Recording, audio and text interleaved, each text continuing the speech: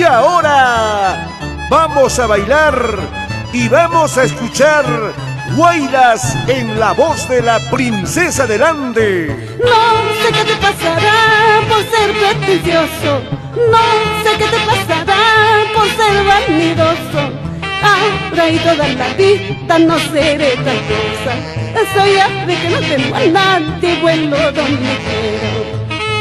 No sé qué te pasará por ser orgulloso, no sé qué te pasará por ser pretencioso.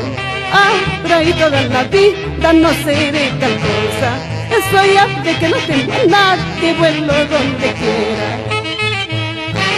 Así se toca Edilberto Flores, ese tenor de oro.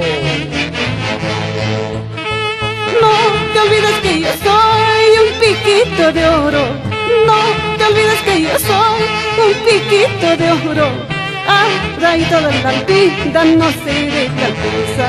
Soy ave que no tengo a nadie, vuelo donde quiera.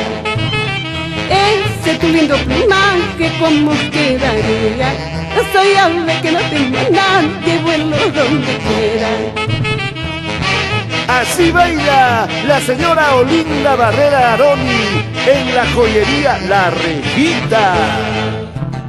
Viva la fiesta, viva la orquesta con las princesas del Ande. Siempre adelante, siempre cantando, la vida es mucho mejor.